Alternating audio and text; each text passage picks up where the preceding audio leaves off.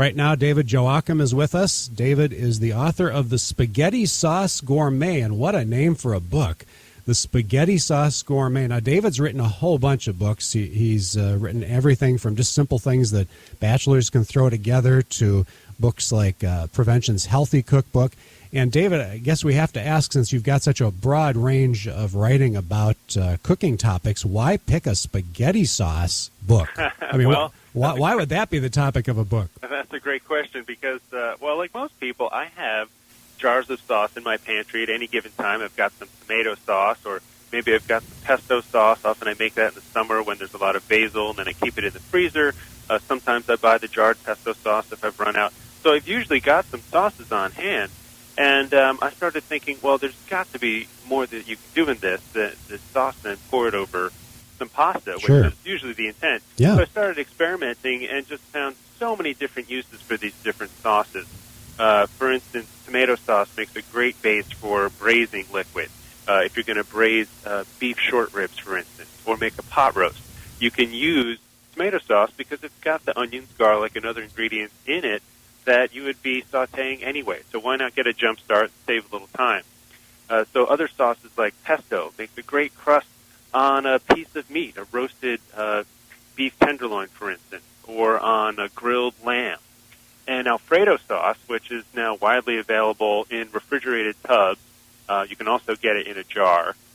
That has umpteen uses because it's essentially cream with some Parmesan cheese. Right. And cream is used as a base in so many different cuisines. So I use that liberally throughout the book because it's got such great flavor, first of all. But also it gives you a head start on some recipes that might otherwise take a long time to make. But you have a lot of things. Like you have fish recipes in here. You've got stew. You even have pancakes, which is hard to believe. How in the world could people use spaghetti sauce to make pancakes? Well, these are actually pesto potato pancakes. Oh, potato pancakes. Yeah, they're potato pancakes. And what I do is I mix some mashed potatoes with pesto and a little bit of onion, and then form them into cakes, and then you fry them just like pancakes in a pan. And I use that as a bed for some baked salmon. Or you could use grilled salmon, but just a little salmon steak or filet goes on top of that. And the pesto gives it a nice green color, but more so the flavor of the basil in the pesto. It's very aromatic. Another great use for pesto is to mix it into scrambled eggs. Often people mix herbs into scrambled eggs. Well, why not use pesto? You've got a little more flavor there, not only with the basil, but garlic, pine nuts, olive oil. These are the ingredients in pesto, so those all taste great with scrambled eggs. Now, we've been talking about New Year's Eve party ideas. Do you have little appetizer-type things that you can make with spaghetti sauce? Yeah, I have an entire chapter called Little Dishes and Side Dishes, and there's some wonderful things in there. There's a recipe for spicy cocktail meatballs. There's also deviled crab bites. Deviled crab bites use Alfredo sauce and crab, and you put that into the preformed,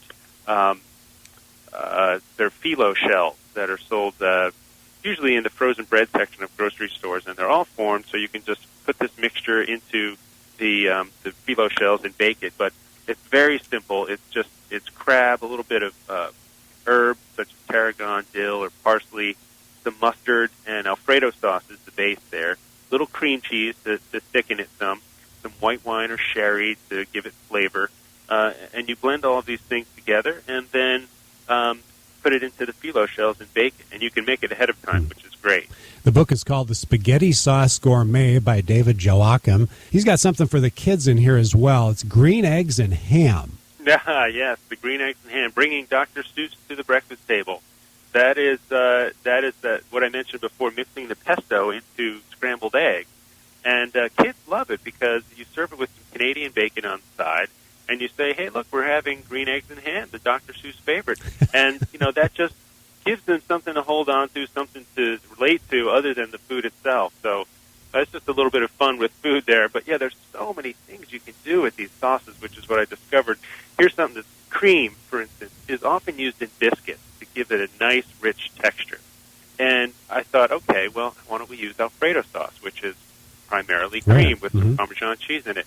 So I used that instead of the cream in my favorite biscuit recipe. and then I sprinkled a little Parmesan cheese on the top of the biscuits before baking them, and there you go, Parmesan cream biscuits. They're fabulous. So really, you can use these sauces anywhere you would use the ingredients that are in those sauces. Right. So that makes sense. Yeah, you think about tomato sauce. Well, where else would you use tomatoes, garlic, and onions? Anywhere you would use those, you can use tomato sauce to get a jump start on the recipe. Well, the one thing I like about your book, though, is it is pretty unusual. I mean, you've got lamb recipes, clam recipes, things that I would never have thought of using spaghetti sauce with. Yeah, a lot of people thought that this would be a pasta book because it's all spaghetti sauce, but no, there is a pasta chapter, but primarily the chapters are broken up into what you would typically find for main dishes: beef, main dishes, pork, lamb, chicken and turkey, fish and shellfish. There's also a chapter of sandwiches and pizzas and tacos, and the flavors do range way beyond Italian. The flavors go around the globe, from Mexican to Indian to Thai, French, Spanish, Greek, Turkish, Moroccan. There's a North African recipe in there. There's a Filipino clam recipe. It's called the Spaghetti Sauce Gourmet. And David, believe it or not, the phone lines are full with people who think they have unusual things to use spaghetti sauce for. So let's see if we can find a couple unusual ones. And Paul is up first on WHO. Hi, Paul. Hello. And what do you use spaghetti sauce for? Like when you're making stew meat and stuff. Right. Because we like the tomato in the stew meat. Kind of like a barbecue sauce almost. Almost, but it has more of an Italian flavor. Right. Thanks, Paul. The Spaghetti Sauce Gourmet, it's one of the most unusual books you'll ever see from a cover standpoint because it actually has spaghetti sauce on the cover. Yep, I don't know how else to say it other than you actually have a little plastic thing here that's got what looks like spaghetti sauce in it, and you squish it around. It's really cool. So you got to just get out and see the cover of the book, the Spaghetti Sauce Gourmet. David, we have a couple folks who think they have some unusual uses for spaghetti sauce, okay? Excellent. And Diane, you're up next on WHO. Hi, Diane. Hi. What have you got that you use spaghetti sauce for? Well, I don't know if you mentioned this, but I make an Italian meatloaf with it, with green pepper and onion and Italian spices, and then I use that instead of ketchup and make a sauce in for the top with it. That sounds delicious. It is pretty good. Very good. I'm going to give you a copy of the book. I think you deserve it for that. Great, thank you. David, that's a great idea, That's isn't a good it? one. Yeah, that was a very good one. Thanks for calling in. Mix it in with the meatloaf there. Eleanor is up next. Hi, Eleanor. Hi. What do you use spaghetti sauce for?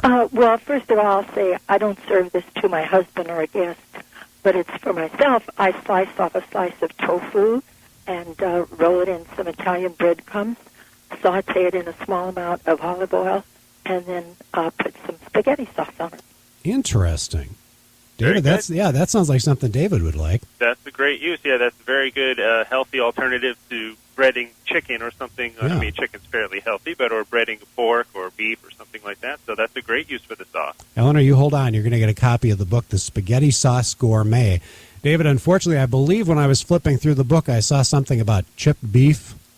Yes. Unfortunately, because as a child, I had that a lot, and I hated it. Well, this is... So you must use, like, what, Alfredo sauce or something? I use Alfredo sauce in chipped beef. And chipped beef is, it's dried beef, and it's dried corned beef. Some people like it, some don't. If that's one of your favorite memories from childhood, then this is a slightly more sophisticated take on it with the Alfredo sauce. What about those of us that's our least favorite memory from childhood? Well, just the smell of it. There are 150 other recipes. Yeah, that's exactly it. That's exactly it. But if folks like it, there's a way to make it with spaghetti sauce. Let's go to Donna. Good morning, Donna. Hey, I can't take credit for coming up with the recipe, but I take tuna and put it with spaghetti sauce. Tuna? Tuna. Actually, it's canned tuna, good. Like a tuna fish sandwich? Well, no, it's kind of a sandwich. But you can make spaghetti and then just put tuna in it, and it's great. Oh, that sounds gross. And then you can, it does, and no one else in the house will eat it. And then the other thing I like to do is I chop up cheddar cheese, and I mix it with the tuna, and then I put that with the spaghetti sauce, and then you have to put it in the fridge overnight so it, absorbs it. Then you add more sauce, and then you just eat it out of the bowl. And yes, it's gross. It's really good. You know what, Donna? You're crazy enough to get a book for that, okay? That is a unique one. We haven't heard that one before. I think he even wants the recipe for his next book, don't you, David? That's... Mix a little spaghetti sauce into it. Now, David, when you talk about spaghetti sauce, you're talking about just basically stuff people pick up at the store, right? Ragu and all that, right? That's right. I actually rate different sauces in the front of the book, and I break them down into 3 different price categories, and then discuss which sauces taste better. I did a big tasting with a lot of recipe testers and people whose palates I trust, and I'm primarily talking about bottled spaghetti sauce that you get off the grocery store shelf. Do you notice, does brand make any kind of difference? Like, do you favor a certain brand? I don't favor brands necessarily. What I do is look at the ingredient list. And if there are fresh mushrooms, fresh garlic, and fresh onions listed there close to the top of the list, then you know that's going to be much better than a sauce that lists tomato puree and dried garlic and dried onions. Okay, so look at the list of ingredients and look for fresh in there. Exactly. That will make it better. And typically refrigerated sauces tend to taste better than bottled sauces because of the heat processing required for the bottling.